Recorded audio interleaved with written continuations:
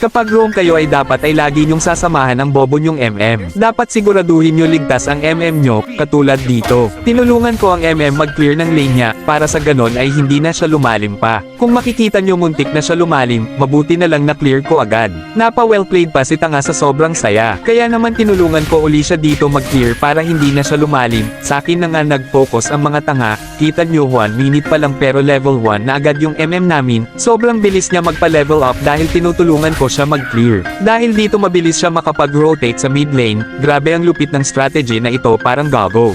Kaya naman dito nag-clear agad ako para mas safe ang bobong MM na mag-double lane. Sa sobrang galing ko ay nagpo-focus sa akin ang gasayon nila na tanga. Muntik na nga ako mabigyan dito, mabuti na lang nandyan ang bobong MM na mabilis makapag-rotate sa mid kaya natakot ang mga kalaban dahil bini-baby ko ang MM na yan. At habang natulong ako mag-clear dito ay lumalalim yung bobong MM at bobong mage. Kaya naman nag-sacrifice ako dito para makaligtas ang dalawang bugok na yan. Sigurado ligtas kayo kapag ako ang roam. Kaso biglang gusto ako i-report ng bobong MM. Porket namatay lang ako ng isang beses. Ikaw na nga itong Beanie Baby tapos ganto pa ang supli mo sa akin, walang yaka.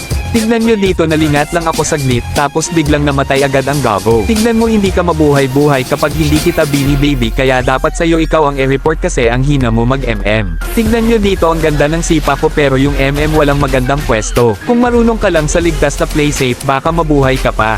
Dito nga si Alpha ay pumasok sa tatlo, kaya ayan patay ang gago. Sa dami ng kalaban hindi na ako makatulong kaya nanood na lang ako.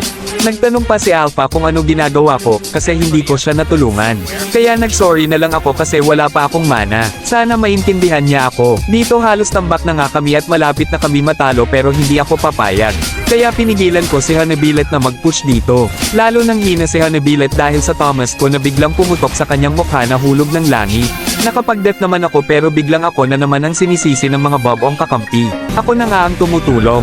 Ako pa ang masama. Ganyan talaga ang mga MM ngayon, kahit anong alaga mo sa kanila ay ikaw ang sisisihin kapag namatay sila. Tapos kapag napataba mo sila feeling nila sila lang malakas, nakakalimutan nila ang effort ng mga tank. Kaya masakit talaga tanggapin kapag hindi ka binibigyan ng halaga, lalo na kapag hindi ka mahalaga sa crush mo dahil may crush na siyang iba.